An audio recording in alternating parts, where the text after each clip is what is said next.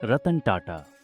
यह नाम सुनते ही भारतीय उद्योग जगत की एक ऐसी शख्सियत का चेहरा सामने आता है जो न सिर्फ व्यापार के शिखर पर पहुंचा, बल्कि अपने मानवीय मूल्यों और सरलता से हर दिल में एक खास जगह बनाई।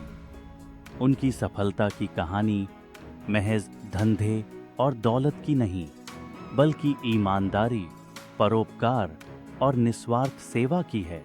रतन टाटा का जन्म 28 दिसंबर 1937 को एक पारसी परिवार में हुआ। उनका पालन पोषण मुंबई में हुआ, जहां वह अपनी दादी नवाजबाई टाटा के बहुत करीब थे। रतन टाटा को बचपन से ही सादगी और अनुशासन सिखाया गया। उनकी शिक्षा के लिए उन्हें पहले मुंबई के cathedral and John Connon school भेजा गया। फिर आगे की पढ़ाई के लिए अमेरिका के कॉर्नेल विश्वविद्यालय में दाखिला मिला। उन्होंने आर्किटेक्चर में डिग्री हासिल की और हार्वर्ड बिजनेस स्कूल से एडवांस्ड मैनेजमेंट प्रोग्राम भी पूरा किया। रतन टाटा का टाटा समूह से जुड़ाव 1962 में शुरू हुआ, जब उन्होंने सबसे निचले स्तर पर काम करना शुरू किया। उन्होंने टाटा स्टील के जमशेदपुर प्लांट में कामगारों के बीच रहकर अनुभव प्राप्त किया। यह वही दौर था जब उन्होंने यह समझा कि किसी भी कंपनी की जड़ें उसके कर्मचारियों और उनके मेहनती हाथों में होती हैं। 1971 में उन्हें national radio and electronics company Nelco का प्रभारी बनाया गया, जो उस वक्त घाटे में चल रही थी। रतन टाटा ने अपने नए विचारों और मेहनत से इसे मुनाफे की राह पर लाने की कोशिश की, लेकिन यह सफर उतना आसान नहीं था।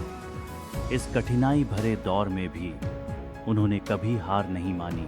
रतन टाटा का सबसे बड़ा सपना था टाटा समूह को वैश्विक मंच पर ले जाना।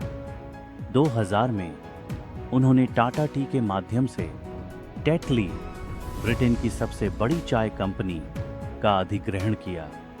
यह टाटा समूह के लिए पहला अंतर्राष्ट्रीय अधिग्रहण था।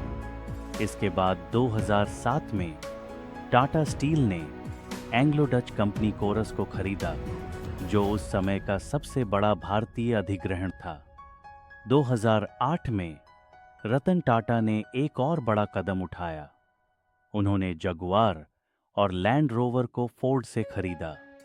इस कदम से टाटा मोटर्स ने खुद को एक वैश्विक खिलाड़ी के रूप में स्थापित किया। 1991 में जे.आर.डी. टाटा ने रतन टाटा को टाटा समूह का अध्यक्ष नियुक्त किया। उस समय समूह की कई कंपनियां स्वतंत्र रूप से काम कर रही थीं। रतन टाटा के नेतृत्व में उन्होंने न केवल इन कंपनियों को एकजुट किया, बल्कि टाटा समूह को अंतर्राष्ट्रीय पहचान दिलाई। उनके नेतृत्व में टाटा मोटर्स ने टाटा इंडिका जैसी पहली भारतीय पैसेंजर कार लॉन्च की। हालांकि शुरुआत में इसे असफल माना गया, लेकिन रतन टाटा ने अपनी टीम में विश्वास बनाए रखा। बाद में यह कार भारतीय बाजार में सफल रही और टाटा मोटर्स की स्थिति मजबूत हुई। व्यापार में सफलता के साथ साथ रतन टाटा ने सामाजिक सेवा और परोपकार में भी खुद को समर्पित किया। टाटा समूह का 85% मुनाफा विभिन्न परोपकारी कार्यों में जाता है, जिसमें शिक्षा, स्वास्थ्य सेवा और ग्रामीण विकास शामिल हैं। रतन टाटा का मानना है कि व्यवसाय केवल मुनाफे के लिए नहीं होना चाहिए, बल्कि समाज के हित में भी होना चाहिए। उनकी व्यक्तिगत विनम्रता और मानवीयता का एक बेहतरीन उदाहरण 2008 के मुंबई आतंकी हमले के दौरान देखने को मिला। ताज होटल, जो टाटा समूह का हिस्सा है, इस हमले का मुख्य केंद्र था। इस घटना के बाद रतन टाटा ने पीड़ित परिवारों और कर्मचारियों की व्यक्तिगत रूप से देखभाल की। उन्होंने न केवल उन्हें आर्थिक मदद दी, बल्कि उनका मानसिक और भावनात्मक समर्थन भी किया। रतन टाटा का एक और सपना था भारत के आम आदमी के लिए एक ऐसी कार बनाना जिसे हर परिवार खरीद सके।